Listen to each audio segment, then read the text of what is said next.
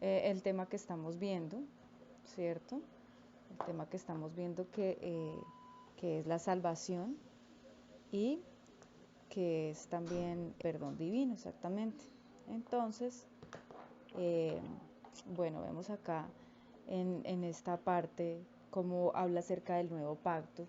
Y en la primera parte, aquí en Jeremías 31, que leemos del 27 al 36, vemos cómo dice que vienen días en que sembraré la casa de Israel y la casa de Judá de simiente de hombre y de simiente de animal, y así como tuve cuidado de ellos para arrancar y derribar y trastornar y perder y afligir, tendré cuidado de ellos para edificar y plantar. Entonces nos está mostrando cómo Dios hizo lo primero y después va a hacer lo segundo. ¿Qué fue lo primero? Arrancar, derribar, trastornar, perder y afligir. ¿Sí? Eso fue lo primero que él hizo. Dice que él hizo eso. ¿Sí? Pero tuvo cuidado de hacer eso. Y después dice que va a tener cuidado para edificar y plantar. Eso lo hizo el Señor. Entonces uno dice, uy, Dios mío, pero ¿cómo es posible que de parte del Señor vengan cosas fuertes, ¿no? Vengan cosas difíciles. Entonces, pero vemos acá como el Señor lo dice. Dice el 29, dice, en aquellos días no dirán más, los padres comieron las uvas agrias y los dientes de los hijos tienen la dentera. Ahorita pues me llama la atención como dice ahí acerca es una referencia, ¿no? No tanto es que, pues obviamente que en lo natural debe ser, yo no, esto no lo sabía, pero debe ser que cuando se comen uvas que no están aptas para el consumo, entonces los dientes Se daña. significa eso, que el pecado que comete el padre, el papá, no es, no va, o sea, no vas a perjudicar al hijo, sino que cada quien va a ser perjudicado por las consecuencias de su propio pecado. Bueno, entonces dice ahí también en el 30, dice, sino que cada cual morirá por su propia maldad. Los dientes de todo hombre que comieren las uvas agrias tendrá la dentera. Entonces, otra vez volví a hacer referencia, pero ya en este caso habla de lo importante que es pues entender que cada cosa que nosotros hacemos va a tener una consecuencia. Cada cosa en la que nosotros no estemos haciendo las cosas bien va a tener una consecuencia. Y dice después, he aquí que vienen días, dice Jehová, ese es el 31, en los cuales haré nuevo pacto con la casa de Israel y con la casa de Judá, no como el pacto que hice con sus padres el día que tomé su mano para sacarlos de la tierra de Egipto, porque ellos invalidaron mi pacto, aunque fui yo un marido para ellos, dice Jehová. Cuando ya nosotros sabemos la historia de Israel, cuando sabemos qué pasó con ellos, cómo el Señor sabía y había escuchado la aflicción que tenían ellos, porque estaban allí eh, tristes, abatidos, con muchísimo trabajo, los tenían esclavizados en Egipto, como él escucha las oraciones de ellos y los saca de allá, pero dice, yo tomé su mano para sacarlos de la tierra de Egipto porque ellos invalidaron mi pacto, aunque fui yo marido para ellos, dice Jehová. Entonces, ¿qué hace un marido? Un marido mantiene, sostiene. ¿Qué les dio el Señor? Les dio la comida, les dio todo el sustento que necesitaban, todas las cosas que ellos necesitaban durante ese tiempo que ellos estuvieron en el desierto, Dios se los dio, todo. Cuando pedían agua les daba agua, cuando pedían, eh, cuando tenían sed, cuando tenían hambre, en ese tiempo les dio un milagro tremendo, les hizo un milagro maravilloso que es el del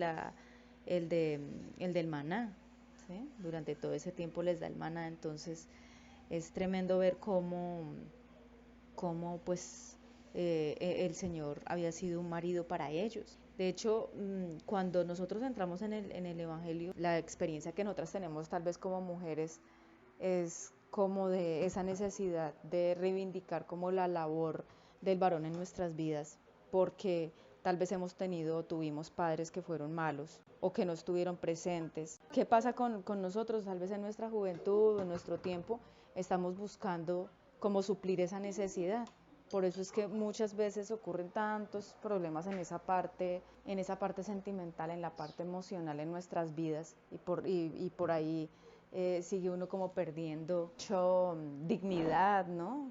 Cuando no se ha tenido un buen papá, entonces se busca un marido para que supla esas necesidades, porque es que la labor del hombre es una labor de protección, de cuidado, de ser marido, como dice ahí la palabra, lo que estamos viendo, de ser marido.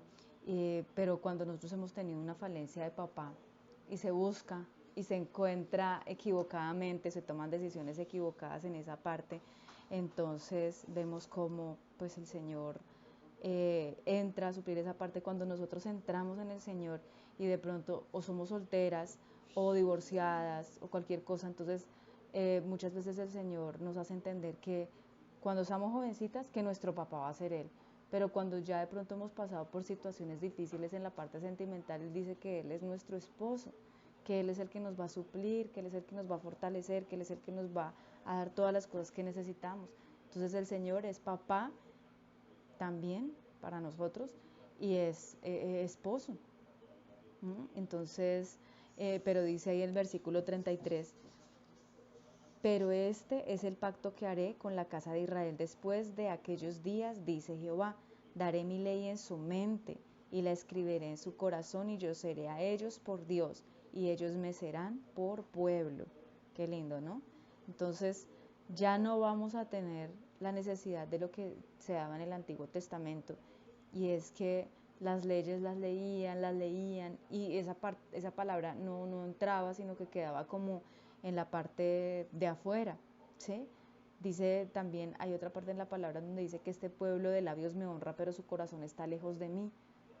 Y qué peor es aún ni siquiera abrir los labios para bendecir el nombre del Señor, ¿no? O sea, eso sí es que está, mejor dicho, como un témpano de hielo, de frío con el Señor.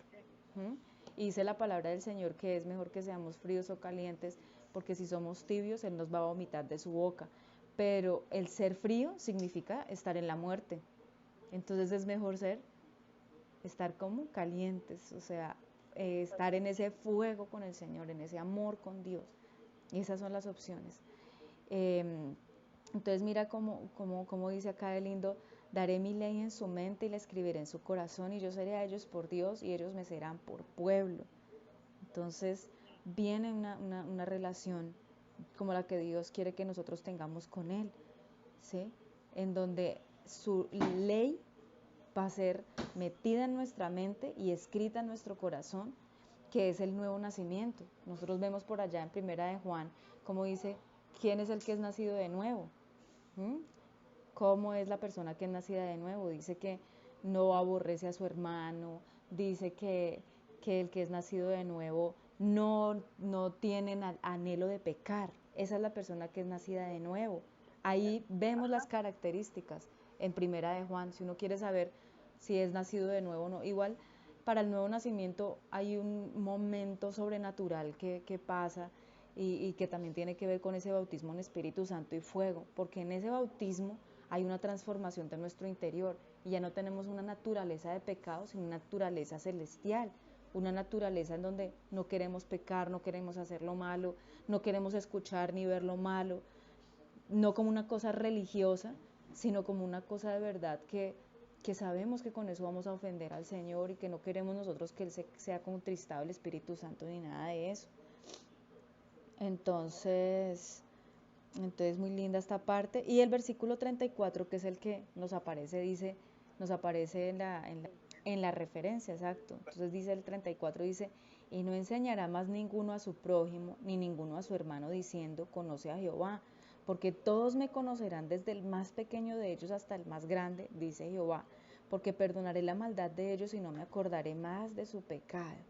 Hemos estado hablando en este tema acerca de que en la salvación, dentro de la salvación, vemos este tema acerca del perdón divino y cómo el Señor no solamente va a hacer que nosotros tengamos la ley en nuestra mente, que la escribe en nuestro corazón, sino que Él mismo nos va a enseñar a nosotros. Dice que ya no va a haber necesidad de que ninguna persona nos enseñe, sino de que Él mismo nos va a enseñar y nosotros vamos a tener una relación real con Él, una relación directa con Él.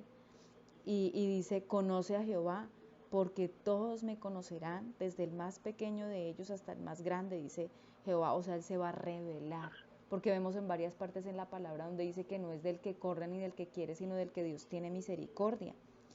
Eso lo dice en Romanos. Entonces, vemos acá cómo el Señor se va a revelar a su pueblo Israel, pero esas promesas y todas las cosas que habla la palabra acerca de su pueblo nos incluye a nosotros como creyentes, porque las promesas del nuevo pacto, del Nuevo Testamento, son las que se están cumpliendo a través de esa profecía de Jeremías. ¿Mm? Y dice, porque perdonaré la maldad de ellos y no me acordaré más de su pecado. Él no es como nosotros que nos hacen una herida, una humillación y quedamos como resentidos con la persona, ¿no? Como que, uy, ¿por qué me hizo esto? Mire, me gritó, mire, me habló mal, no sé qué. Entonces queda ahí un resentimiento, queda un recuerdo de eso que pasó y a veces hay recuerdos que como que es tan difícil sacarlos de la mente, pero dice el Señor, porque Él cómo va a perdonar, Él va a perdonar a tal punto la maldad de nosotros que no se va a acordar más de ese pecado, no se va a acordar más de esos pecados. Y eso es lo que hace el Señor Jesús en la cruz del Calvario, ¿no? Él va allí a la cruz para que nosotros podamos ser libres por completo de todos los pecados, de toda la maldad, de todas las tinieblas y todas las cosas que nosotros hicimos. Y dice el 35, así ha dicho Jehová, que da el sol para luz del día, las leyes de la luna y de las estrellas para luz de la noche, que parte el mar y braman sus ondas. Jehová de los ejércitos es su nombre. Tan lindo porque nosotros abrimos nuestros ojos y vemos tal vez que todavía esté de madrugada, ¿cierto? Entonces todavía está de noche, pero dice él que él, el que dice esto, es el que da el sol para luz del día. Él es el Dios, es el que da las leyes de la luna, imagínate, y de las estrellas para luz de la noche.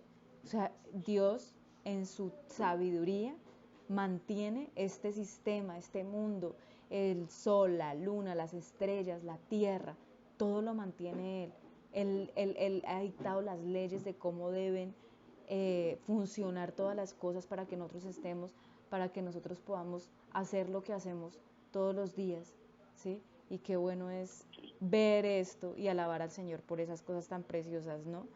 Y finalmente, dice acá, dice, eh, dice entonces las leyes de la luna y de las estrellas para luz de la noche, que parte el mar y braman sus ondas.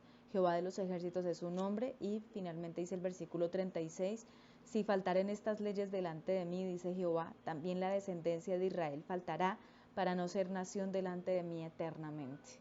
Aunque vemos en la historia cómo han tratado de que Israel no sea nación, ¿no? Históricamente, políticamente y como vemos en el mundo, todo lo que pasa hasta hoy con Israel, pero Dios lo ha dicho.